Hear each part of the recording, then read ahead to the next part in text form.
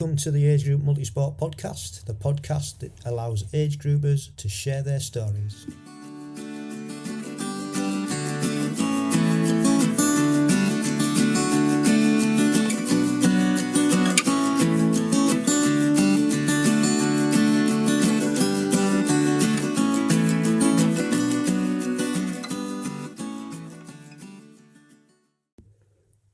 We're back, episode 97. We're nearly hitting the big 100.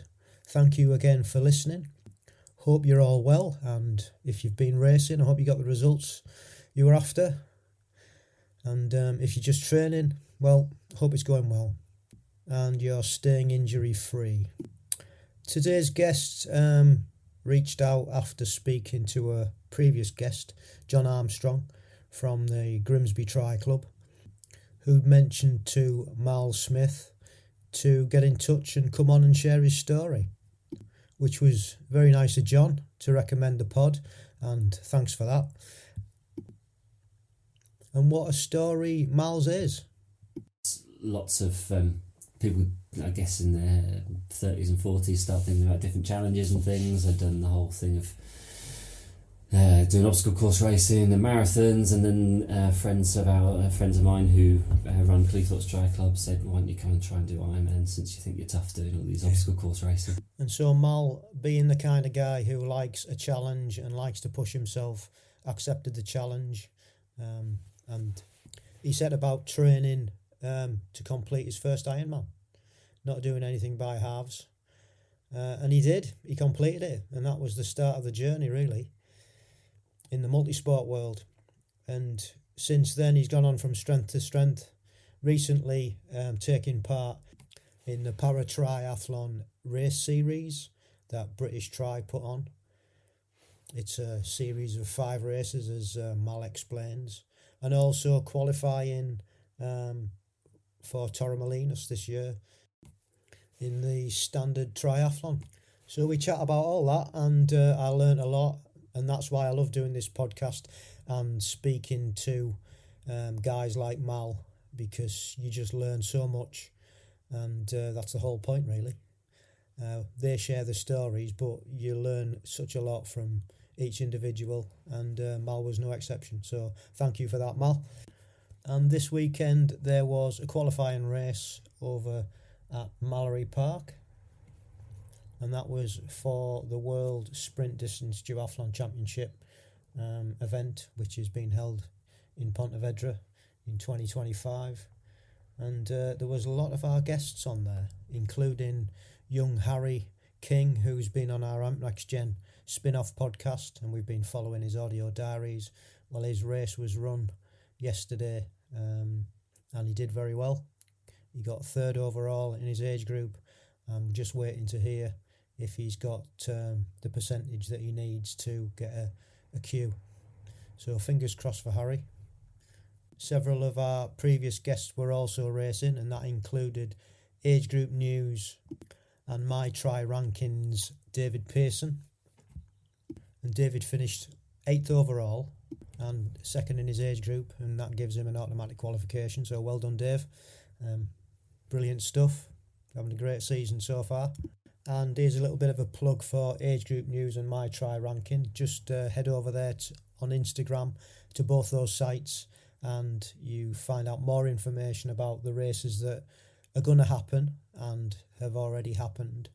Race results. He does an in-depth, detailed report on each of the qualifications that take place. So if you're interested, it is worthwhile following age group news.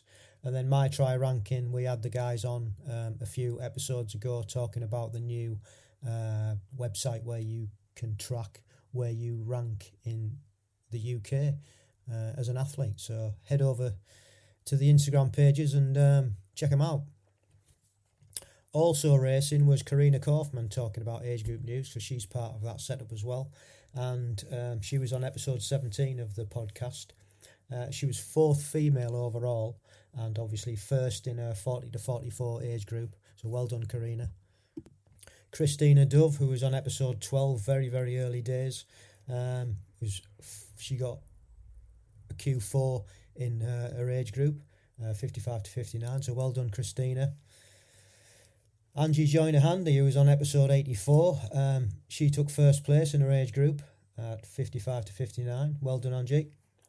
Anne Dockery, who we've just had on the podcast, episode 96, she came first in her age group of 75 to 79. Great race. Well done, Anne. And last but not least was Donald Brooks, who was on episode 61. And Donald won overall. He was the fastest at the race and obviously qualified in his age group. So well done, Don. Another, well, what can you say? There's not enough superlatives to just say how good an athlete you are. So, yeah, well done. Fantastic result. Well done, everybody. And if I've missed anyone, I do apologise. Those are the ones that stood out when I looked at the race results. And there was one final result, and it wasn't anything to do with qualifying for age group. Ben Goodfellow, who was on episode 69, was racing in Challenge Gran Canaria, and he finished 11th overall, so that was a great result. Watched a little bit of his videos over there on Instagram of how it went. Yeah, great race. Well done. There's been some great triathlon racing on over the last week or so. There was the Indoor Arena Games, which was pretty good, really entertaining. And Beth Potter came first in the ladies. It was between her really and Cassandra Beaugrand, and she won it on the last run after all the different rounds that they had to go to. Came down to the last run and she just ran away from her. It was really nice to see, and hope she can do that in the Olympics.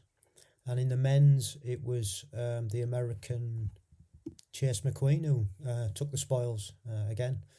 Start to finish, really. He was just a cut above everybody else, so that was good to watch, really good fun.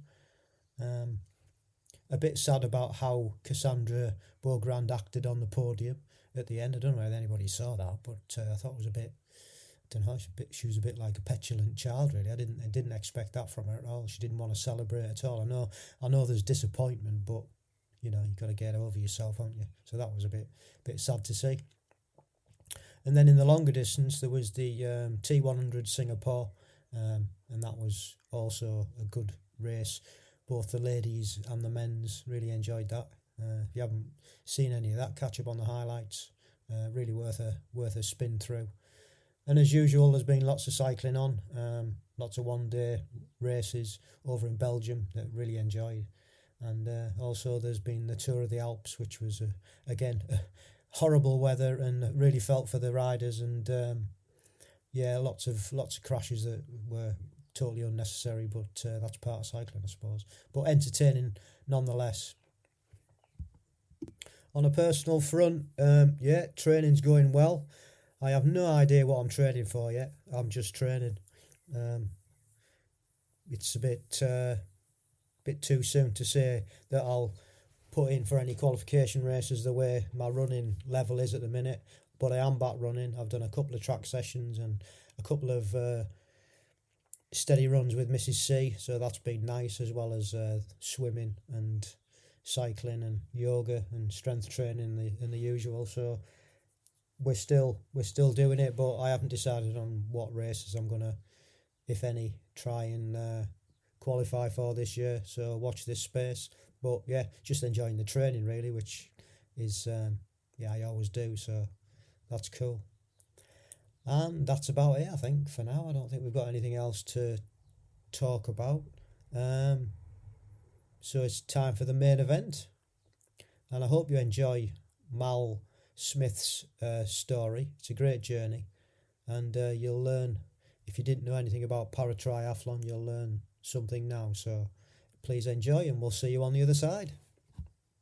So welcome along, Mal. Is it Mal or Malcolm? Either. Malcolm's good. Welcome along, Mal. Thank you for coming all the way to Louth, and nice to do one face to face. Yeah, I'll just let you introduce yourself and we'll crack on. Definitely, yeah. I'm Malcolm Smith, and I've been involved in doing triathlon since about 2018. 2017-ish was the first flirting with it, and then 2018 went and did, I signed up to do Ironman Hamburg.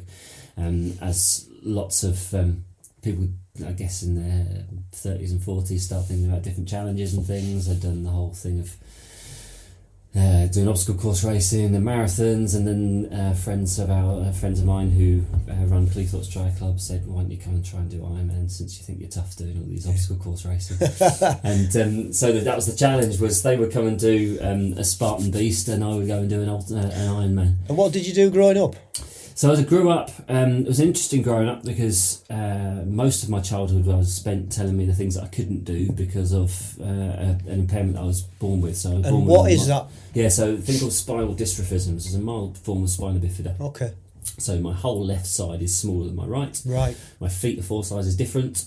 Really? Yeah. Below my left knee, the muscle's really quite wasted compared to my right. Yeah. So a guy who does my bike fit, he calls my legs the two Chris's. So my left leg is Chris Froome, my right leg is Chris Hoy, which is quite amusing because one's absolutely huge and muscly, and the other one's just really slim and sleek.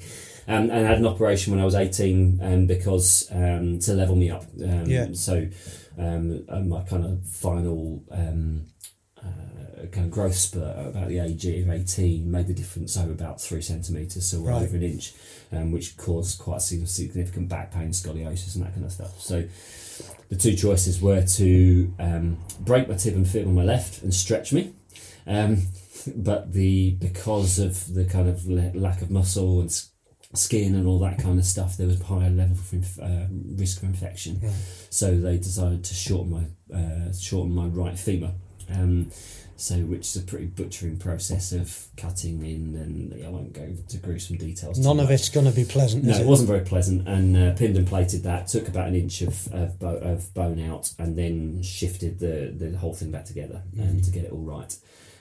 So that was up until the age of 18. So there was you didn't do anything then, sport-wise? So sport, well, this is what I'm saying. I was told the things I couldn't do, but it developed a determination in me to basically show people exactly what I could do. And who told you, and what sort of things did they say that you couldn't do then? So I think it was perhaps more a kind of sense of, we've got this, something isn't quite right, so let's try everything we can to put it to get it right.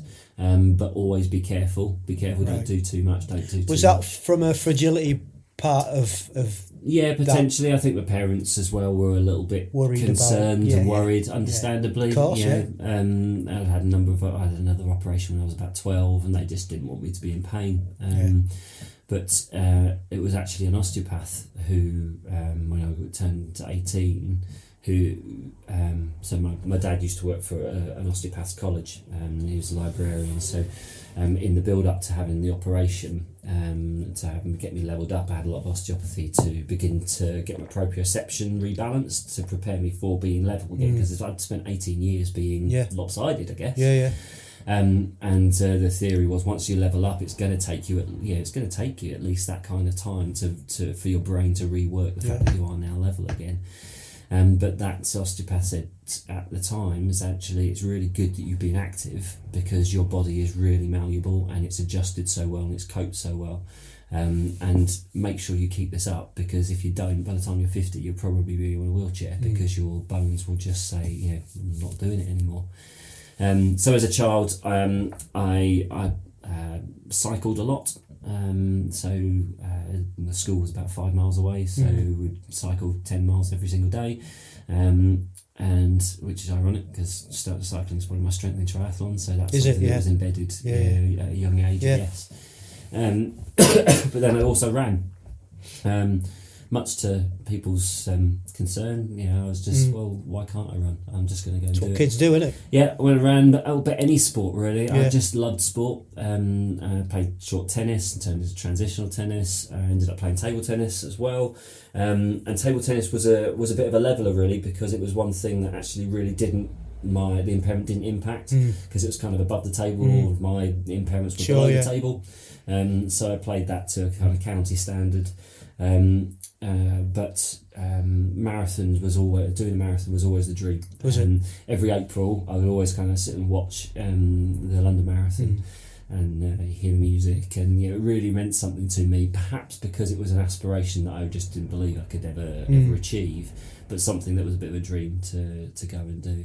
Yeah. And then, ironically, 18 years after the operation, I achieved that dream and ran the London Marathon for the first time. So, and then ran it 2 years later. So two consecutive years. So I ran the London Marathon three years in a row. Charity places, and then got a place in the ballot the third year. And then run Edinburgh and Paris, as well, and Manchester. So I've now done 6. It was so the operation when I was 18 really helped to, as I say, it just leveled things up. It reduced the back pain to a degree. I still live with a fair amount of pain, largely because of that whole proprioception. My body still thinks I'm shifted over to the left. Yeah. So a lot of issues into my left hip, and then can suffer with migraines. But it's not something, because I've lived with it, I've actually get used to it. Get used to it, and also it kind of helps with triathlon because I can suffer. You laugh, but it's right, isn't it? Because it's all about suffering, and if it's who can suffer the most, I think at the end of the day. So that was as a child. It was I spent most of that time kind of just saying, well, I'm just going to get out there, I'm going to do it, regardless of what people say, I'm going to do it. And then probably throughout my adult years, actually tell a lie, about 24, I hadn't done very much for a little while, and then tried to run a 10k, and I got acute shin splints and Achilles tendonitis, and it was one of those points where I thought, has my body actually caught up with myself? I remember we were running for charity with a group of friends, and I remember watching them disappear off at the start line, and I was just in bits because I just thought, I'm watching them disappear off, and I'm never going to do this again. And then got married, had kids, and it wasn't until about my early 30s, so about 2012. Yeah, 2012. So it was, Olympics. The Olympics really kind of kicked the whole thing off a little bit for me again, to be saying, well, actually, you know what, my boys are going to be teenagers soon, and I want to be able to move. I want to be active to be able to do stuff with them. Sure. So got my backside in gear. I was probably about 14 stone at that point. So about 5'7", 5'8". Well, 5'8", but after the butchers got me down to about 5'7". At 14 stone, it was just too much, really. So went spinning, dropped a couple of stone just from going spinning, just general exercise and fitness. Started circuit training, and then got to know people at the gym, and they were doing a Tough Mudder, so I went and did a Tough Mudder, and actually just got that. It just got that sense of achievement coming back, and the reason to train, and I realised that actually I needed something to aim for. I was something. You need a goal. Needed a goal. Yeah, you didn't just want to train for the sake of it. You wanted you have something in place. Something that I could aim for. That became Tough Mudders, and then another 12 Tough Mudders, because they were just fun, and there was the sense of kind of togetherness and camaraderie with those because they were designed to not be able to complete on your own. Yes, you need a group, didn't you? Yeah. And then switched across into Spartan races. So Spartan races were like Tough Mudder with bells on, which actually began to then really click with my competitive nature, and in some ways as well, it was a bit of a levelling playing field because they were all off road. I realised when I was doing running, so I joined Wolves Vets, because after doing all the Tough Mudders, I started to think, actually maybe this goal of doing a marathon is possible. So I began down that road of training for a marathon. Joined Wolves Vets running club. But the road running, I was always be a lot further behind. But when we did off-roads, when we were running in the Wolds, doing some off-road at the over in Tetney and those kind of, not Tetney, Tilby, the Tilby Trail. 8.5 miles off-road, and I would be beating a lot of the guys that I wouldn't beat off-road. So there was something in that. And then obviously because of the obstacle course, it was all off body strength, which I wasn't really impaired so much. So I ended up doing Spartan races and did some of the races in that, and age group stuff there, and that was great. And that was a point at which a couple of my friends who had set up Cleethorpes Tri Club said, come on, you think you're that tough doing all these Spartan races, why don't you come and try something really hard and do an Ironman? And at that point, it was just seemed like completely nuts to me. Completely. Well, I mean, I've never done one, and I really, my wife, she's done a half, but I've never fancied doing it because like you said, it's I'll just think it's beyond my capability. And I know it's not, because I've seen all, I've been in the sport long enough, but it's just, I don't know. You totally can. I mean, if anybody can do a standard, if anyone can do a sprint, if anybody can run a 10K, the swim is always the big thing, and that was always my thing. Was actually, I can do the bike and I can do the run, but I can swim 200 meters and I'm gassed. So they kept on enticing us to keep trying it. And I went and ran the London Marathon with a friend of mine, Al Young, and that was the third London Marathon. And I got a Barrett place, and at that point I just want to go and enjoy the marathon. 700,000 people all cheering the whole thing along. And we went a lot. We ran it together. He started at different points, so we agreed to meet at mile 1, and then we ran together and just enjoyed it. Took lots of selfies and videos of people and that kind of stuff, and finished in about 4 hours 45. But at the end of that, I thought, I can keep going here, and that was a realisation. Hang on, this is possible if I can get the swimming in place. Well, that's it. You already had one thing in place, didn't you? The marathon. That's done, ticked off, isn't it? Yeah, and at a kind of pace that you would do Ironman in. So I got a bike. Slippery slope began. That's it, isn't it? That's just it. When you get hooked, and it's like people see what you spend your money on, and they're not into it, and it's like, really, you've spent that much on a bike? Yeah. Well, actually, what I did, I was probably a bit savvy in that. I got a second-hand bike. To start off with, second-hand bike. I think it was about 250 quid in the local bike shop, a second-hand thing.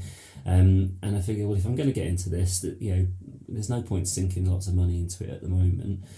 I picked that up, get into the cycling again, and then the swimming was the big one. And I got in the pool, and I could swim because I was a lifeguard growing up. So I knew how to swim, but it was the being able to swim properly, I guess, to figure out the technique, to sort out the breathing, to not be doing wind alarms and tiring myself out before getting anywhere else. Technical, isn't it? It's just so much. Yes. But really quickly, I think I started swimming with Steve Barker and Dave Scott at Cleethorpes Tri in the kind of November, December time. And by the end of January, I was swimming a mile. Just by slowing things down. Silly, making innit? sure I was breathing out. Slow stuff down to go faster. Yeah, isn't completely. It? It's like, it doesn't make sense when you think about it, but that's what you've got to do. Yeah. And that was it. By the end of January, I was swimming a mile. I thought, okay, I've got no more excuses here. Signed up for Ironman Hamburg. Why did you pick Hamburg in particular? It was flat. I wasn't sure, because obviously I don't know the course, but that's the marathon course. It's flat to do all the records. Is that the same?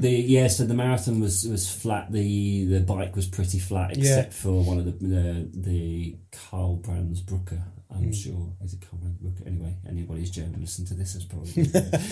We have got one. Got one. We've had a German guy on. That was the one climb on it, which you did twice, so 2 climbs. But mainly it was the club were doing that one. A bunch of others were going out there together. It was close enough to hire a van and take all of our kit over. That was the one we chose. And it was just such an event. So on the lead up to that, you didn't just go and do the Ironman. No. You joined Cleethorpes Tri, obviously, and then. What was the first thing that you did? The first thing I did with Cleethorpes Tri was they started as a triathlon club at Sundowner up at Callithorpe, New York. So every year they would have a birthday when it was running the summer. Oh, right. It was their birthday party. Of course. How long have they been going now? Probably about 11 or 12 years. Have they really? Yeah. Something like that. Yeah. I'm sure Stephen Scott will tell us differently. But if I'm wrong, must be about that. Went to Callithorpe. At the time I couldn't run because I had I I'd hurt my ankle or something, so I took part in the relay. Right. So I did the swim and the bike. So I'd started the swimming earlier that year, that December into January, and then went to Alethorpe. It was my first open water swim. How did that go? It was an interesting experience having the washing machine for the first time, because at Alethorpe they had an inflatable. They've got this inflatable, and they funneled everything through. And the it's shallow, isn't it? Oh my goodness! Did you have to stand up and walk? Well, because a lot of people did. They'd walk around the corner, but I got the first kick in the chest, and so it was a baptism of fire. Yeah. But the beauty of it was that I ended up pulling away, and I kind of realised actually this is going well. Yeah. It was a sprint. I ended up coming out the lake. Certainly not last, and probably over in the kind of top 30%, I think. So that was really positive, and then went and hammered it on the bike because I didn't have to run. Nice bike, isn't it? That? Yeah, nice course. And flat. So and then a friend went and finished that off. But it just it bit us with the bug. Going and seeing transition for the first time, and then cheering everybody else on because they were all doing the half, just the whole community atmosphere of triathlon, just how welcoming it was, regardless of what ability they were, and there were everybody from £1,000 worth TT bikes through to people with just a mountain bike or a bike with a basket, and I was like, this is different. This is something that's really special. And I wanted more of it. The next day I went and did it was the dock swim in Grimsby, so I went and did a mile in the water then. So I'd done 2 open water swims in one weekend, and I thought this swimming thing's not an issue any longer. Just going back to that, it's the community, and you see all different, like you said, a bike with a basket on to a flash TT. You don't get that in many other sports, do you, where it's obvious? Yeah. You really don't get that in, I guess from a running point of view, it's performance, isn't it? But it's when you go into a transition area, even before you've raced, you actually see, don't you? You see all the different levels of people that are going to take part. And mountain bikes, TT bikes, and it's... And the thing I love as well was that over the finish line, first to last, you cheered over... People are still there, aren't they? And probably, to be honest, often the ones that are last get the biggest heroes welcome, because there's a real appreciation. They've been out on course for so long. Something that went up to a whole other level at Ironman Hamburg. The last person came in, there were fireworks and everyone had sparklers and all that kind of stuff for the last people. It was phenomenal. Yeah, it's amazing.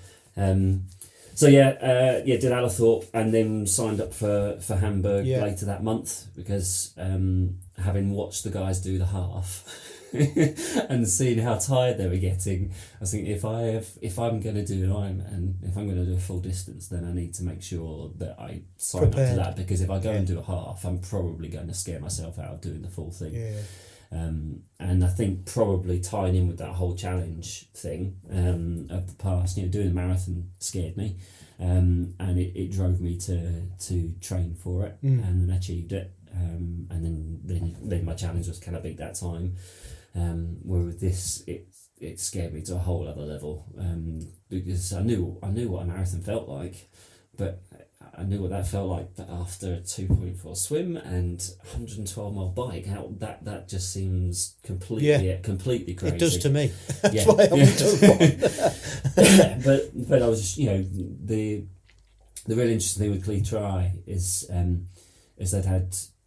So 3 people have become Ironman. So because they're a fairly young club at that point, but a real inspiration to myself was a guy called Phil Marrison, who he did his third. Stephen Scotty had done theirs, but Phil did his, and because he was just a new Ironman, and I was looking at doing it, he just got right alongside us and said, you can do this, you really can. I just didn't believe that I could. And it's great having that support, isn't it? And somebody who's actually just been through it, the process, and you can feed off them and find out everything. That's it. To be able to aid you to do that. Yeah, I remember one time I ended up going for it was the first time I'd done a 50-mile bike ride since I was a teenager, out to Mablethorpe on the east coast of Lincolnshire, and there were completely another at a rookie that I was, thought it'd be a good idea to go out in 50 mile an hour gusts. I mean, they're completely naive. And Lincolnshire is flat. That part, anyway. Yeah, that part. That part is extremely flat. So there was one point where I was just cycling in.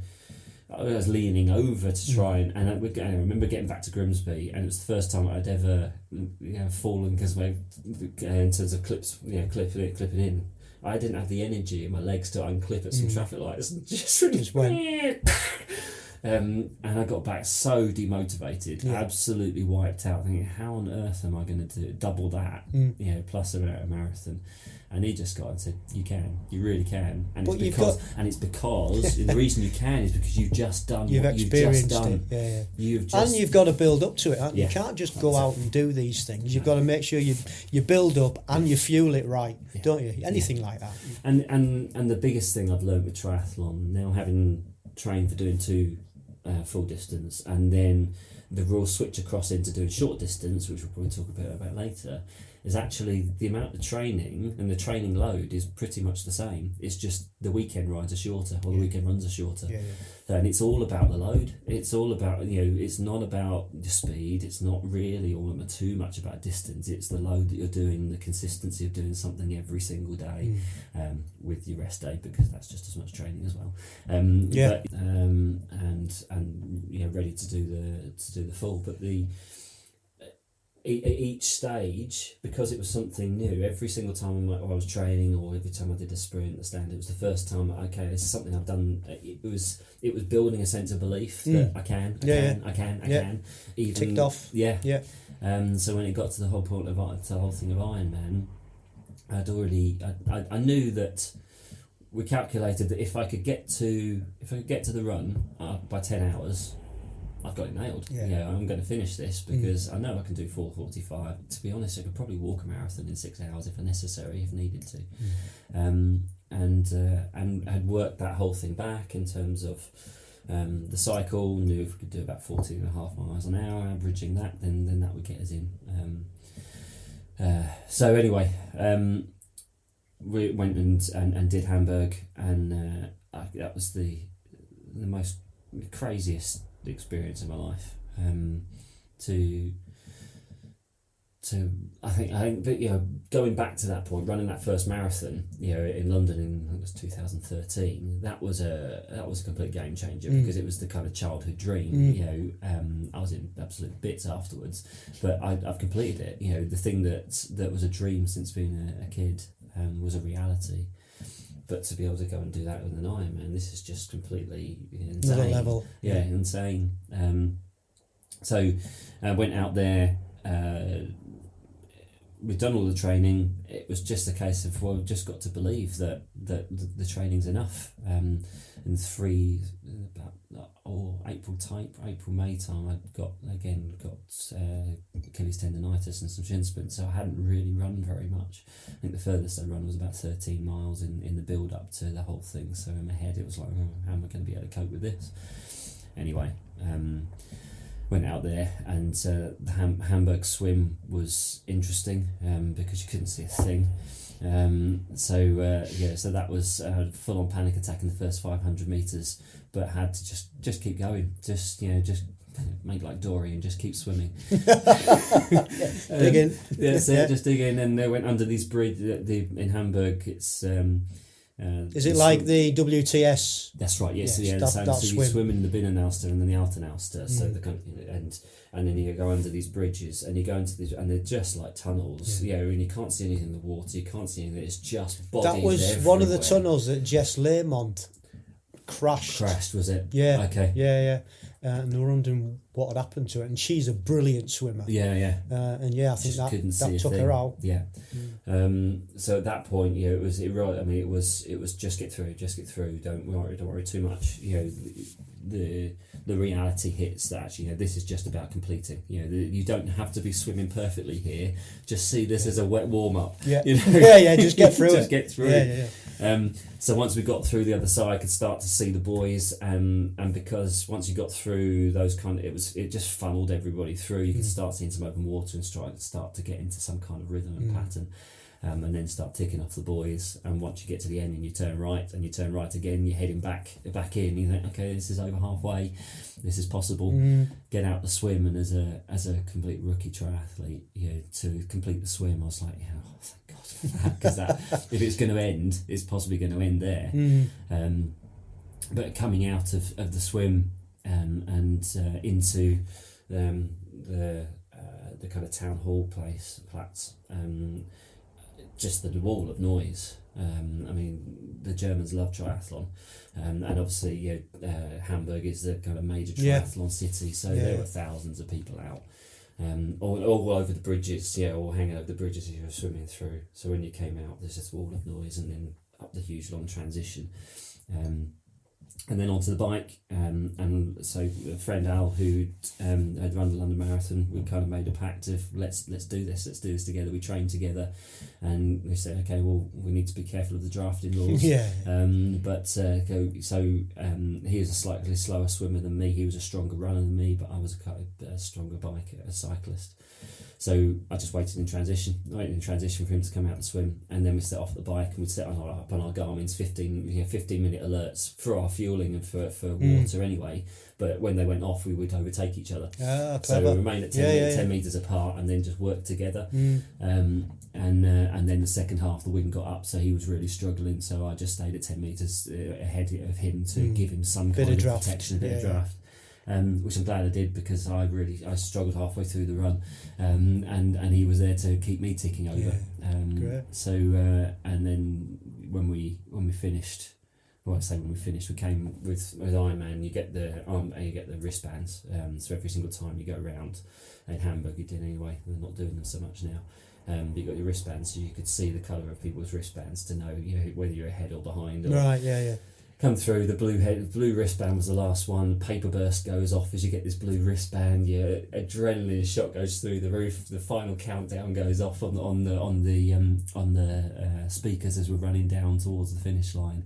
And I managed running 8:30 mile for the last kind of kilometre. So where on earth did that come from? Yeah. But it sent the sky high, and then the finish down the magic carpet was unreal. Yeah.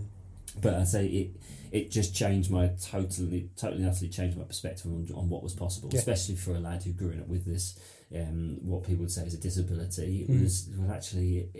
It doesn't stop me. It just does not stop me. There's nothing that can stop me, and that just proved what I kind of.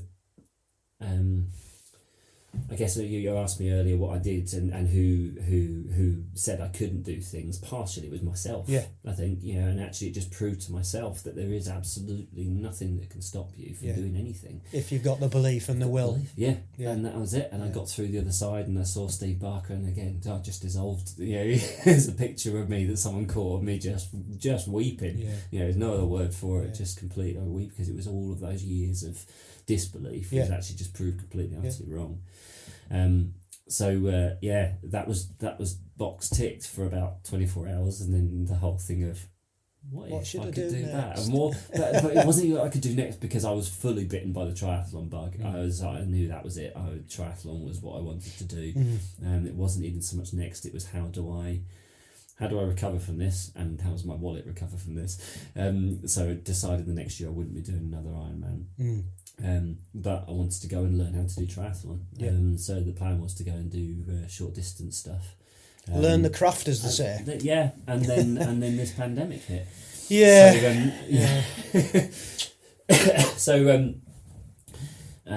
But the wonderful thing with the pandemic was then was my oldest son ended up getting involved, because he'd seen his dad was an Ironman, and then we had lots of time to kill during lockdown, and ended up doing lots of swimming and various bits and pieces once we were able to get into the docks later on. And it's great, isn't it, to be able to influence your kids? To see what you can do, and that was something that was really key to me getting fit again. I said, at 24, I we got married and had kids, and by the early 30s I'd put a weight on, and I didn't want to be a dad who couldn't be active when my kids were teenagers, and I wanted them to think, I can do stuff. So that was a real motivation to get fit. So they're all involved in sport, but for Callum as well, my eldest, who's doing triathlon, it's really special. That he and I are able to do that together. So yeah, the lockdown happened. I decided that I wanted to go back and do another Ironman, see if I could, beat my time. Wanted to try and break 12 hours. Got a coach. That whole kind of slow progression, isn't progression it? Yeah. It was. This is what I've done pretty much with the club. Yeah. On your own, because you never do it on your own, do you? But with the club, and now if I got a coach, could I be? That's it. Yeah, and so hooked up with an online coach, Smart Endurance Solutions, and they were fantastic. They just launched this thing called the PB Hit Squad. So it was an amount every month that I could afford. Right. It was only about £25-30 a month, which was really reasonable for coaching, but it was kind of group coaching. So you'd have the plans, which would tie up to Training Peaks, and that was a whole other world that opened up to me with Training Peaks. And that was Callum who introduced me to that, because he'd signed up with a coaching company called Entire, and they brought Training Peaks in. And suddenly I realised actually you can be smart with training, because one thing that always happened with marathon and Ironman is I broke down because I trained too hard. Much. Yeah, trained too hard. Yeah. Too far, too fast, and my body just couldn't cope with it. So I had to get much smarter with it all. And coaching was the way to do it, and this group coaching was fantastic. We'd meet online every single week, and be talking about everything that was going on. We'd learn from one another, and then end up we went to Italy, and went under 10.5 hours, let alone under 12 hours. Wow. It was almost a draft legal race, I have to say. Was it? It's so difficult though, isn't it? Because they have so many entrants that it's nigh on impossible to keep people. Especially as the Saturday was cancelled, because there was a mighty storm on the Saturday. So on the Sunday we had the half and the full all on course. There were up to 5,000 athletes out at the same time. There was certain points where it felt like a Zwift ride in reality. I was looking for lights above people's heads. So that meant I went under 5 hours on the bike, which I was aiming to go under 6 hours on the bike. And then the marathon was about 4 hours, which I was again aiming for about 4.5. Yeah. But I guess I was just fresh off the bike.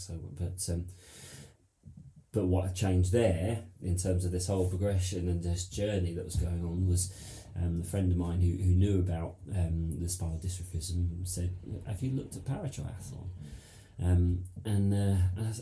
There were two things in my head. I said, well, I don't know if am I good enough? Well, that kind of question mark had been ticked by going under 10.5 hours in Ironman. You're doing all right. And that's even. But what was fine with all the triathlons I was doing as well was that my swim would be up within the kind of top 100. Both the Ironman, Italy. My swim was in the top. Swimming was in the top 100. The bike was as well, but my run was miles away down.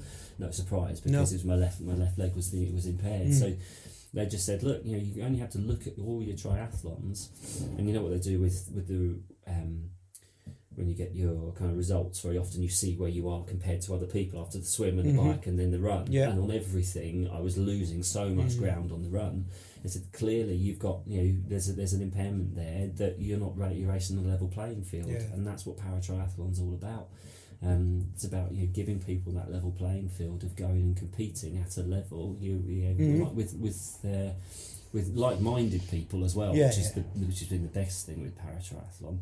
But also with impairments that not similar impairments, because it's all about how much power it reduces. And that's how they figure out what your category is. I didn't know about it. Another learning avenue, isn't it? Complete learning curve. Yeah. So I got in touch with British Triathlon and the ParaTri stuff. Somewhere in the back of my mind, naively, I was thinking, there's Paralympics coming up. But maybe that was part of the dream. Well, precisely. And so that was kind of part of the dream of, maybe there's an opportunity, but I know nothing about this. Let's just go into it and see what happens. So I got in touch with British Triathlon and explained the situation, and they said, well, can you access all your medical notes? So I had to go back to the hospitals that I had all of the operations done when I was a teenager, and they were brilliant. The NHS in that regard was superb. I think they just charged me about 10 quid to try and dig into all these notes, and they're all written notes, so they were in archives. It wasn't all on the computer. Of course not, no. So anyway, they dug out all those notes, and then I was able to send all of that stuff in, so it actually kind of proved that this was a kind of congenital impairment that was there since birth. It wasn't something that happened since, or it wasn't something that potentially would get better, because that's part of the process. And got in touch, and they said, and one of the things I said, again naively, I said, I don't know if I'm disabled enough, which kind of, now I know what I know, I kind of think, what a stupid question to put forward, but actually the reality, they just said that it could have been the first time they heard it, because they just said, well, that's not your decision. Either whether you are impaired enough or not, it's not down to you. That's for us to decide. Sure. Because it was part of me that kind of, and again growing up, and I've heard it a couple of times. This whole kind of thing of, well, why do you want to do paratriathlon? This kind of almost kind of a accusation of being a fraud. Are you just wanting to compete? And it's not that at all. But there was something in me that was concerned about being seen as a fraud. Yeah, but you had proof there, didn't you? That on the races that you'd done, that your run suffered. Yeah. Because of of that. What you've got to deal with, really. Yes, but I didn't know to what level and extent, and that was where. So we went to Loughborough University in February last year, and the team there were a superb team. They had two, again, more learning curve. They had two doctors who came in and did part of the assessment with you. So they would they do a series of kind of strength tests. So very similar to kind of strength and conditioning we do for triathlon every week, or every couple of weeks, or never. To try and figure out what was the power imbalance, and also to work out where the imbalance was. So because of my spinal dystrophism, my whole left side is smaller than my right. They would do a lot of tests on my upper body as well as my lower body. But where the impairment was very much on the left leg, even though I'm slightly weaker on my left arm, because a lot of the work I'd done in terms of obstacle course racing and gym work and that kind of stuff, my upper body it wasn't impaired to a degree. So. And then they got us onto the watt bike, absolutely hammering it. Almost it was like an FTP test. And then on the watt bike, it was able to balance out and see the power on both sides. And then did a simimer test did some pods, like you have on Strava, and then to be able to see where the power was there. And it turned out there was an 18% imbalance between the left and right legs. Right. Which classified me in the grouping called PTS5. PTS5. I did look it up actually when you put it on your message. Yeah. I just wanted to do a bit of research to find out what that was all about. Yeah. So PTS5's it's one limb impairment. And then there's PTS4, which tends to be 2, and then it goes down to PTS3 and PTS2, and then visually impaired, and then wheelchair racers as well. So that was they got classified PTS5. It seemed a little bit apologetic at some point. I was like, why are you apologetic? What's going on there? I think perhaps because I presented saying maybe I was PTS4 because of the arm as well. Okay. So if my arm was impaired, then it would be PTS4. But I just said, look, at the end of the day, it is what it is, isn't it? That's it. I'm not here to try and be something that I'm not. I just present to myself, and this is that. That's it. So if that's where I'm at, brilliant. Yeah. So I went along to the first ParaDuathlon this time last year at down near Loughborough, and took part in the first duathlon, and it was a real experience. It was so a lot of guys that I didn't know at the time. Lawrence Steadman, who was on Strictly a few years ago. So Lawrence Steadman was there. Mike Salisbury, who's the British #1 PTS5, was racing some of the visually impaired guys, and Mel Nichols, who's a wheelchair athlete. She's phenomenal, and but the wonderful thing about it, and I said this earlier, was it was more the like-minded nature. There was nobody there who saw this as something that could ever hold them back. It was a case of everybody there was because they'd got to that level already. Just this sense of belief that actually I'm going to go and I'm going to do this regardless. And that was the elite guys who were on the kind of either GB athletes already or on that pathway, but also others who and triathlon doing what triathlon does, you had everybody for people who were completing in the sprint, was a duathlon, so they were doing the duathlon in kind of 25 30 minutes right through to an hour, and everybody was welcome in amongst that. So I got to know some of those guys, and then took part in the full Super Series alongside all of the everybody. Just to explain, what was the Super Series about? How did that? So the Super Series is I guess it's British Triathlon's. Would you say elite? I don't know if it's elite. Whether it's elite or not, I'm not quite sure. Because the elite guys are the Johnny Brownlees of the world. But then you've got elite para, surely. Yes, you've got your elite para. You've got that. That's it. So it's a kind of the level below your kind of Team GB guys, and yet the Team GB guys come and take part as well. So you're the para GB. So you're rubbing shoulders with these people who are semi-pro lottery funded athletes, and listening and learning from them, which is invaluable, isn't it? Huge. It's just like you can't buy that sort of thing, can you? No, absolutely not. You've got to be within that environment. Yeah, and I think the lovely thing as well, again, that British Triathlon have really taken the lead in paratriathlon. They've set out their stall to say, obviously they haven't got the WTSC or the World Tri Series race this year. Obviously, Sunderland was there this year. And they haven't done. They're not doing one this year. That's but right. They may set up their stall and said we're going to have the ParaTri event. So that was at Swansea this year. So they're really focusing all their efforts to raise the profile of paratriathlon as well, because they want more and more people to get involved. Of course. And my experience from that was I put everything that I could into the paratriathlon, because I was thinking, actually, you know what, I don't know what I can do. And switched coaches to work with Steve Clark at Off the Couch Fitness, and was talking with him, and he said, well, we don't know where your peak is. At the end of the day, you're 45, and most people at kind of their 40s begin to start tailing off, but because you've never reached your peak, we don't know where that joins. Right, isn't it? It's like anybody starting anything. It's like my wife is another example. She's only really started trying to race in earnest. So we haven't even scratched the surface of what you're capable of yet, despite being 53.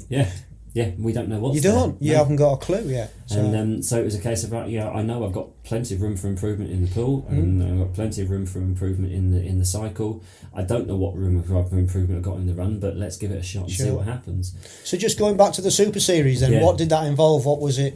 What were the distances and how many races? Yeah, so there were 5 races throughout the season. For paratriathlon, it's all super sprint or sprint. Right. Which for me, having done long distance, was oh my god. That was why I asked, because it's a completely different ball game, isn't it? Different. From doing longer stuff to coming back down, and the other way. Well, I don't think either way is easy, to be honest. I don't know which is the best way, but so I bet that was a baptism of fire, was it? It was interesting. Yeah, I mean the duathlon was the first one, and then duathlon in that. Had you ever done duathlon before? So we've done local duathlons at the club, but which actually were quite useful, because that was that over Tetley Lock? Yeah, that's right. Yeah, I've done a few. Yeah, so it was 2 miles, 2 miles, 7 miles. Yeah, they're good. They're really so it was good. effectively a super sprint duathlon. Yeah. So I had some experience of that. Yeah. But always the issue with me in duathlon is and it's interesting for PTS5s as well, is you'll have the those who are impaired in their legs and those impaired in their arms. So duathlon is always going to favour those with impairments in their arms. Over triathlon, actually kind of levels itself out, because their impairment impinges them in terms of the swimming, but then also in terms of the transition as well, because it's far more complicated for them to get out of wetsuits. Of course, all these things that you don't think about, do you? You know, and there's all this stuff that I didn't even know and learnt throughout last season. So I realised that actually triathlon was really where it was at. So in the duathlons. So the first one was a duathlon, and then down at Llanelli was the first triathlon, and that was again wonderful experience. Yes, we had all of the adult men and the under 21s and the adult women and the under 21s, and then the paras at the end of the day, and people hung around as well to race to cheer the paratriathlon on as well. So we raced the same circuit as everybody. It just wasn't draft legal, whereas it was for everybody else. Ours was draft illegal, which was fine for me because I was used to that with Ironman. And you realise that actually for myself, things like flying mounts made a huge difference, and getting out in and out your wetsuit, which obviously with Ironman it's not so crucial, is it? You don't have to be quick. Realised just how much, and that's where some of the duathlons had helped, because I'd started to learn with flying mounts. And in the swim, it was the first.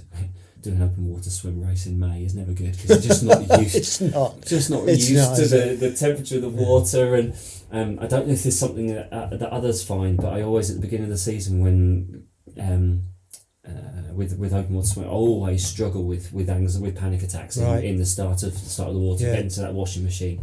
I think I've licked it now after last season, having raced that much.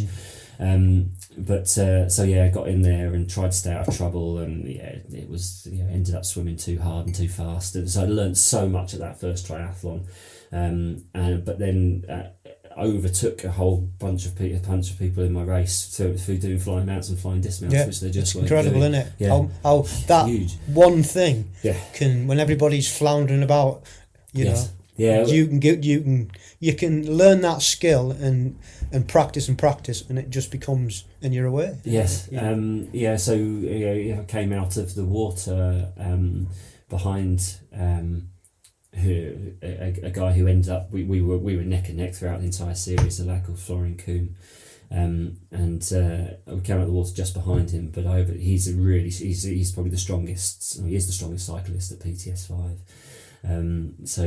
He came out of the water ahead of me, but I overtook him in transition, and then about halfway round he came past me, and then we had a almighty race in the run, because I'm slightly faster in the run. He ran a PB in the 5k and pipped us. Well, I didn't quite catch him, so that was great, because I first triathlon, ParaTriathlon on my belt, really doing a sprint race at full tilt.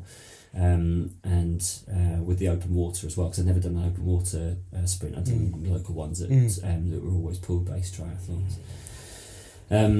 So I did that about an hour and 12, which I was quite pleased with. Good. And then the next race was in Swansea, so that was a super sprint. So just a sprint was kind of hard enough. But a super sprint, I've never done a super sprint, but watching the pros do them, it's just like. Yeah, absolute eyeballs out, and also it was almost like a kind of crit circuit. Yes. So it was in the docks in Swansea, so you round a lot of roundabouts. It was very technical, far more technical than I'd really experienced before. So in preparation for it, I thought, well, there's no point doing the TT bike, because actually the stretches are about 200 metres. They wouldn't have let you use a TT bike anyway, would they? Some of them had TT bikes. Yeah, there was no kind of restriction. Right. But I went across to my road bike and got some clip-on tri-bars, because I thought, well, at least I can get some aero when there are some straights.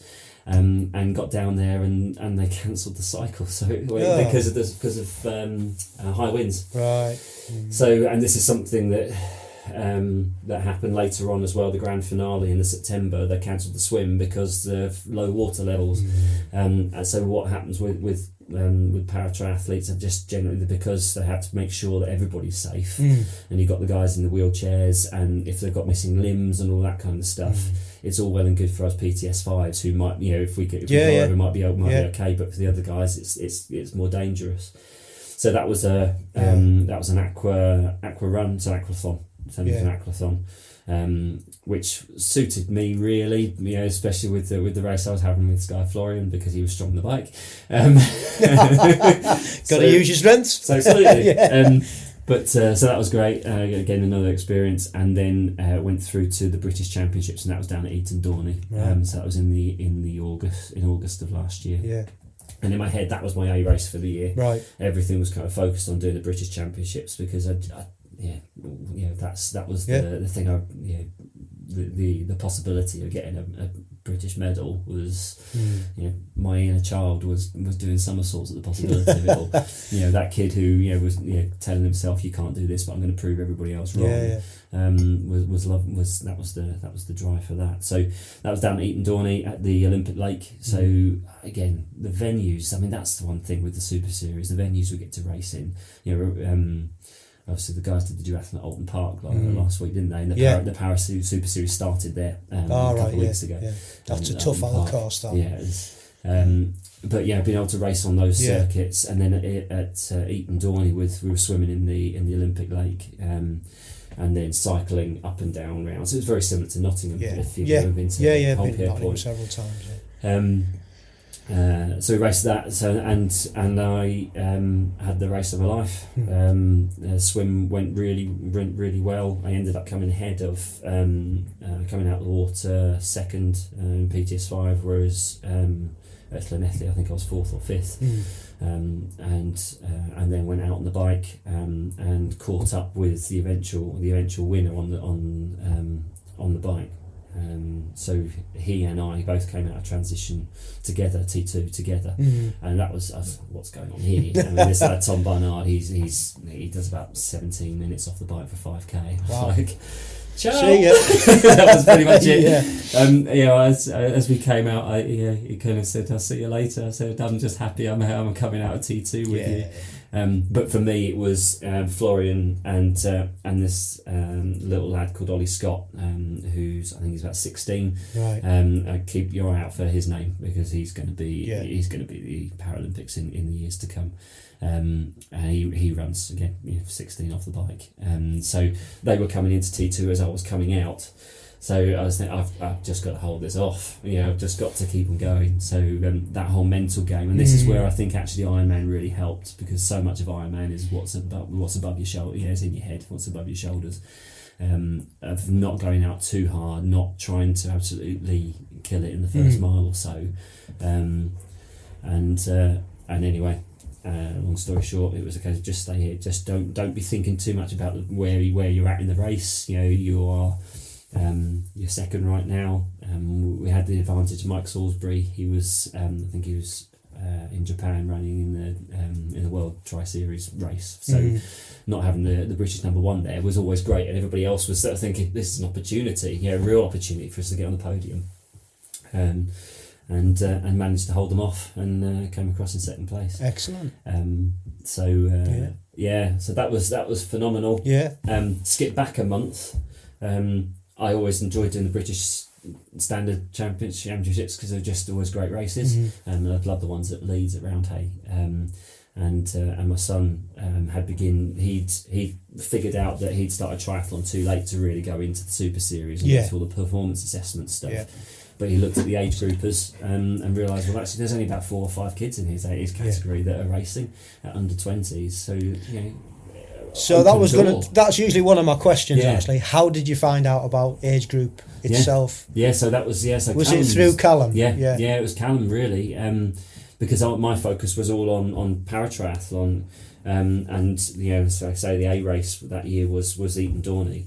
And that, obviously, I did an hour and 5, so I took 7 minutes off my PBs for that, and it was just the best thing ever. Anyway, so Callum had highlighted this kind of age groupers, and in my head I was like, okay, well that's an aim for next year. Let's focus on ParaTri, and then in 2024 I can look at that. But we went to Cardiff in June last year because he was racing in the sprint. I think it was the world. I think it was a world qualifier. Yeah. The world qualifier. Did he enjoy it? He loved it. It's a good course. He loved the draft legal element to it. I was just going to say because it's draft legal as well. And I figured, well, if you're going down there on driving you, I might as well take it. So I went and did the standard because I really enjoyed the standard. I hadn't done many standard distances, but in the years training for Ironman, I'd really enjoyed the standard distance because it kind of worked towards my strength on the bike. It was long enough that I could, the speed endurance was in there. And enough for people not necessarily to catch me up so much on the run, but So I went and did that, and I podiumed, which was, I came third in my age group, which was a huge. And obviously shot. you put your money in. Yeah, well, but Cardiff wasn't a qualifier. Oh, it wasn't a qualifier. No, that was it. It was a case of it wasn't the sprint was the qualifier. But I didn't, because I've been racing all of the short distance stuff, I didn't know what was going to happen. I just thought, I'm just going to go and do it and go enjoy it. Absolutely brilliant race. If you get the chance to go to Cardiff. I've done it, Goodness. The crowds are phenomenal. Fab. And it's such a lovely setting round the harbour. The harbour, isn't it? Yeah. And I mean, I'd say it's the most passionately supported outside of a full distance Ironman that I've experienced. There were people hanging over the bridges, coming in Roldale Platz, and as you were circling in and out of the city centre, huge support. Ended up podium and did I think it was 2 hours 10 minutes, which was I think the year before I'd done just over 2.5 hours at Leeds. So that progression's just it was a huge surprise. Huge that's shock massive, and surprise that, again, coming back to this whole thing of it was the training of it was the load. It was just a case of the consistency had made such a huge impact on the shorter distance stuff, and that made me think, hang on, Callum's going to go and qualify. You're going to try and qualify at Sunderland. We're going up together. I might as well. Why not? Paid me £12. Was it 13 this year? At 12, I think it was last year. I think it was, yeah. But I didn't realise, even at that point, I didn't realise there were 3 races each year you could go. Again, complete novice. It's one of those, isn't it? It's like, I have this conversation with nearly everybody who comes on because it's a question that I ask because I'm intrigued as how people find out. But until you know, then... unless and it isn't straightforward. It's not. Qualifying and you've got to isn't really dig into straightforward. the website to find all the details. And it was only because Callum had the guys from Entire who were in the Super Series and had helped him navigate through the whole thing that he was able to then show me. So I guess it's like going back to you doing the Ironman, isn't it? That you had somebody there that had done it. That's right. You need, if you're lucky, to have somebody who's already qualified for age group to find you and guide you through what you need to do. And nobody in our club had ever got age groups. Which surprises me, actually, because it's quite a big club, isn't it? And it is a big club. But I think with Cleethorpes, it's very much focused on getting people into triathlon and then just really enjoying it. And if people want to go and compete, they can go and do that. But off you go, kind of thing. It was. Anyway, put my £12 in. I mean, part of me, I spoke with Steve, my coach, and said, "Do I do this? I almost don't want to put too much pressure on myself." And he said, "Well, you don't have to put pressure on yourself." That's up there, isn't it? Precisely. That's the mental game, isn't it? That's right. Who's putting pressure on you other than yourself? Yeah, exactly. Nobody else cares. No, that's right. I say this all the time. And again, I think that's the other thing that Ironman really helped. Again, I said this earlier, the mental side with Ironman, when it comes to short distance, that mental toughness and that whole thing of being really present and being really mindful of being present while you're in triathlon, because even if you find yourself in a race with somebody else, they're running their race. If you get involved in their race, you're stuffed. You've got no control. No, at all. No control. And it was okay, fine. So I'll just go into this and I'll go out there and see what happens. If nothing else, it's an experience for next year if I'm going to go and actively seek to try and get a qualification. Went along and there was a gentleman named Donald Brooks. I've never heard of him. No. And a few others that were exceptionally and good. your field was stacked. I've just looked at your 70 odd people in my age group, which is 55 to 59 now, we've got like a lot, but when I looked at those, and not just in your age group, I was looking earlier, and they're all in the 70s. Sorry. From your age group onwards. It's like, there was over 70. That's just bonkers. So this was part of the whole equation: is do I bother wasting £12? Because let's face it, there's so many people in there. But my coach said, look, if you end up getting a qualification based upon your Cardiff time, if you replicate that. Granted, the British champs are always a little bit more confident. They always shove some elevation in there, so it was probably going to be better. But based upon that time, if you were to clock that, 2:10, then you're in with a shot. And if you were to get it even on count back and you hadn't registered, you'd kick yourself. So you've always got the chance of a roll down, haven't you? That's the thing.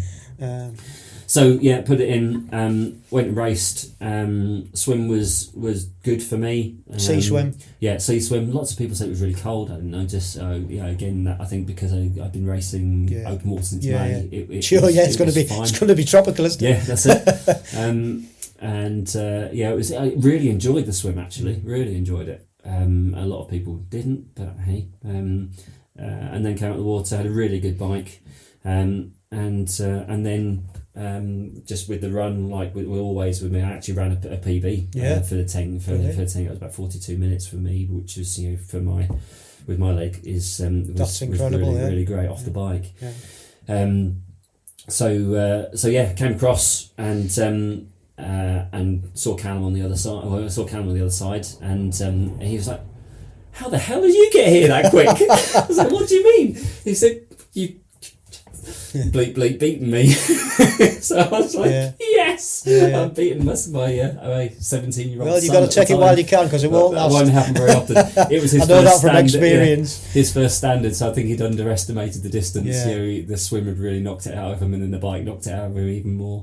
But anyway, he qualified. Excellent. So he qualified and got in his age group. I kind of hung around to see where the times were, but based upon Don getting 158, I was like, there's no way I'm within 10% of that. Yeah. So happy days. I raced. I know it was about 2:16. I got. It was a great race. It was. I'd given everything. So that was all good. And then the same week as getting the silver medal at the British ParaTramps, later that week, Callum got his email through saying, and he's a lifeguard at a local pool, so I was in doing a pool set, and he kind of tapped his shoulder, Dad, I've got it. So we were like high-fiving the pool. Yeah, he's in.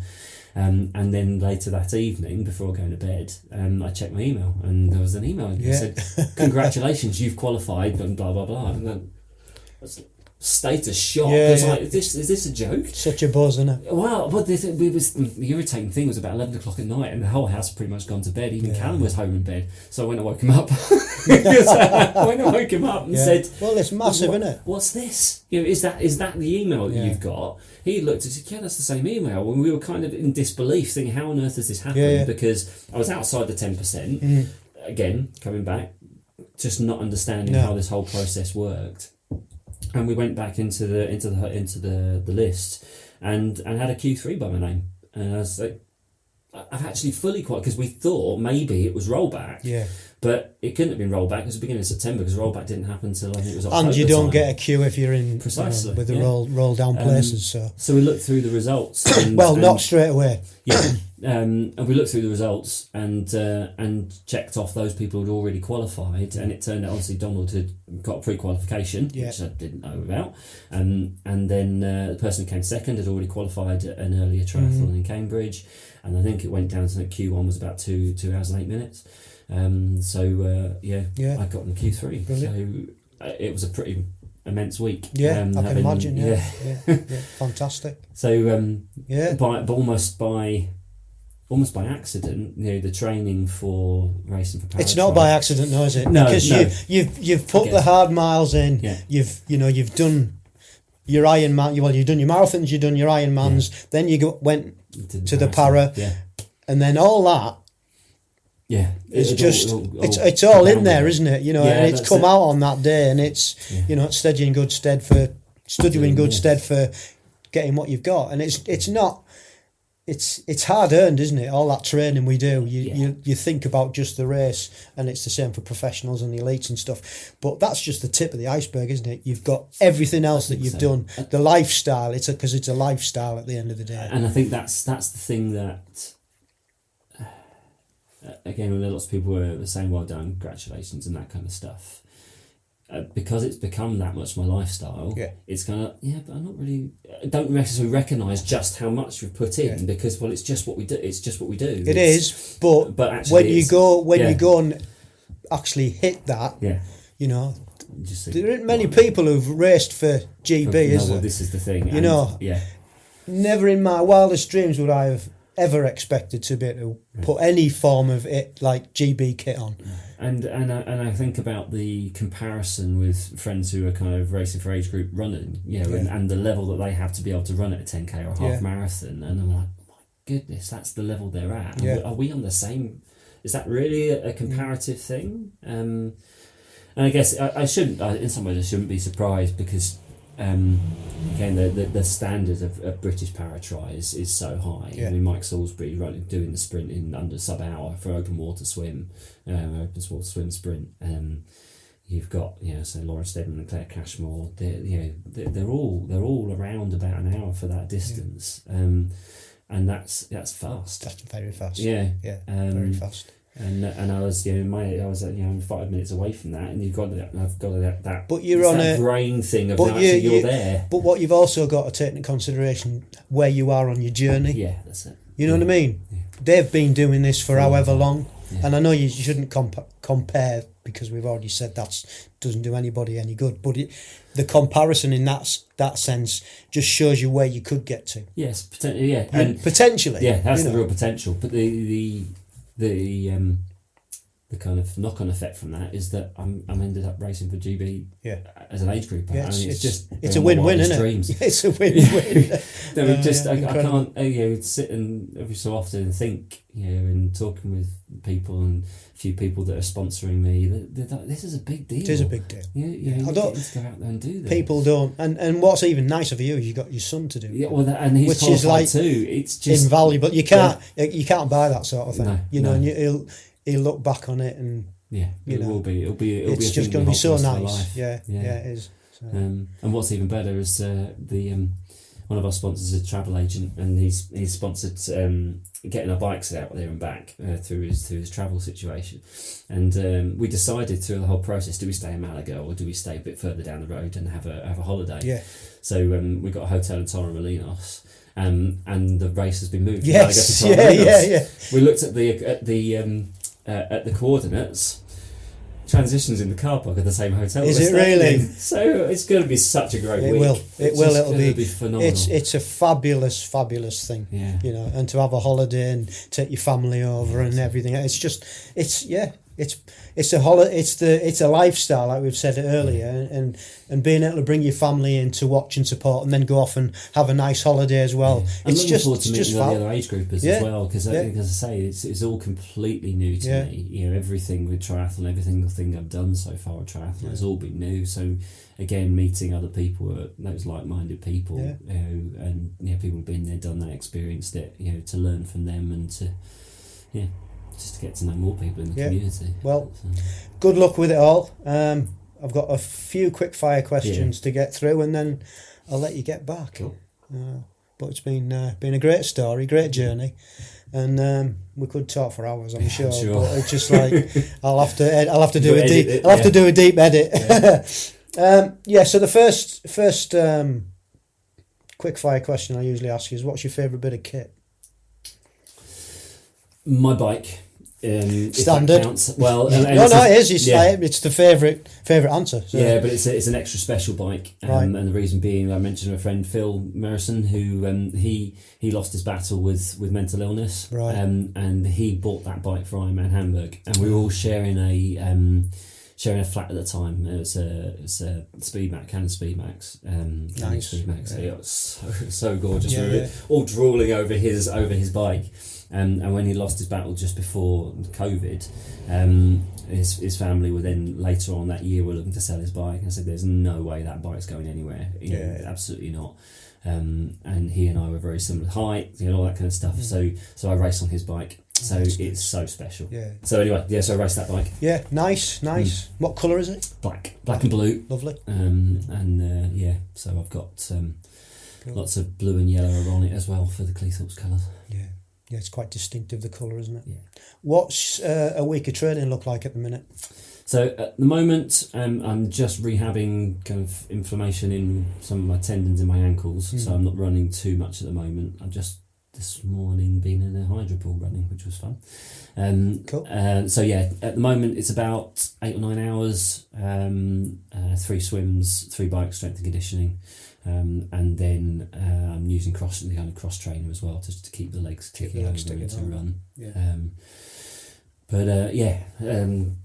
It's interesting that actually Ironman was kind of 14, 15 hours just because the long rides aren't there. But it's still a similar load in the week.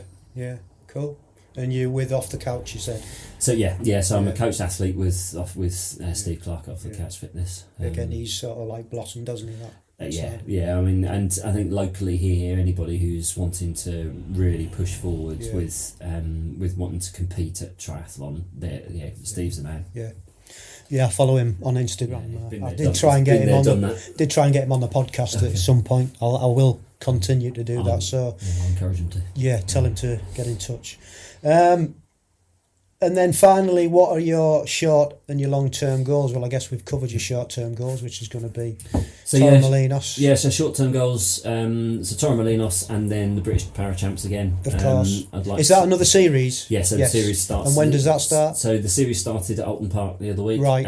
So for the duathlon, I wasn't able to make it because of the injury, and also had this horrible 100-day cough bronchitis thing. That was nasty. Anyway, and then the first one is in Llanelli, second week in May. Right. Swansea for the World Series. So that the elites will race after us. We'll race on the same course, same time as them. And that's great because we get to use all of the full proper WTC. Sorry, it's WTS. Transition zones, which is great. Yeah, it's nice. And so Eton Dawn is July. And then Torremolinos is in October. So hoping I'd like to qualify for the Euros next year in Istanbul. And so I'm going to do Dan Buster and Thanet and North Wales. It's not London, no. That is that. Is it? Yes. Oh, good luck with that. Yeah, I've done that one. Yes. You go up the arm. Yeah, that's it. It's hard. Which should be good because it is good. Because Torremolinos has got a nice incline. We've got to go over it. We've got to go over a hill 3 times in Torremolinos. So and then long term, next year I'd like to go and slay the dragon and do Ironman Wales. Okay. So that's still got the Ironman bug then. I think so. I'd like to see what Ironman's like, having switched from long distance to short, and really improved on a lot of areas, especially my swim technique, to then go back long again and see what difference it makes. Interesting. Yeah.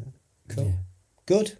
Well, thank you ever so much for taking your time out and getting in touch in the first instance and coming to Louth and doing it face to face. It's been brilliant. It's quite a breath of fresh air for me actually. It's either club mates that I can do it with or who've qualified, or John was the only other person from Grimsby Tri that I've been able to do it. So it's nice. And we could have gone on and on and on. It was just so easy to chat to Mal. He had so much to say. And we just love talking about multisport, really. I'll keep an eye on how he's progressing, and not only how he's progressing, but in the next episode, we've got Mal's son on, Callum. After Mal came on and shared his story, he got in touch with me and said, would it be all right for Callum to come and share his story as well? So I had a great chat with Callum as well, and he's coming up next in the next episode. So that'll be 98, I think it is. Yeah. So that was pretty cool. But thank you very much, Mal. If people aren't inspired by your story, then I don't know. They're not going to be inspired by anything really. Such a great story, and just your sheer tenacity has got you to this point, and I'm sure you haven't even scratched the surface yet. Yeah, I think you'll go from strength to strength, and I'll certainly enjoy watching your progress. So, thank you very much for coming on. And that's about it for this episode.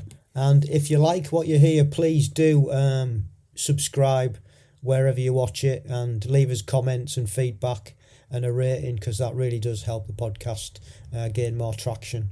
And also, if you pop over to our YouTube channel, where all the podcasts are on there also, you can see some of the videos of myself and some of the other athletes that we've had on the podcast, with some training videos and thoughts and vlogs. That really hasn't taken off as much as I would have liked it to. We did have a bit of an uptake to start off with, but it's one of those things, you put it out there and you try it. I think it's just a bit too time consuming for people to send videos over, but we'll continue. I mean, I'm going to keep doing videos myself, so I'll put those up anyway. And we've done all right so far. We've got 100 subscribers, so I'm pleased with that. That's a milestone. to reach. There seems to be some interest. It's a shame that we can't get this community together and see what each other is doing, and from a video point of view, and inspire each other again. But there you go, you try these things and sometimes they work and sometimes they don't. I'm not going to give up on it. I still think it's a great idea. And if you want to send any videos to me, just DM us, send us a message. Alternatively, if you want to come on the podcast, please, get in touch. Always looking for guests. I'll be putting posts out again for the next round of guests.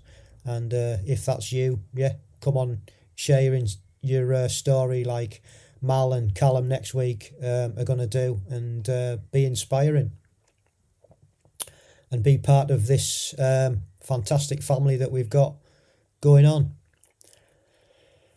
And if you do want to get in touch, please, you can email us at agegroup@gmail.com.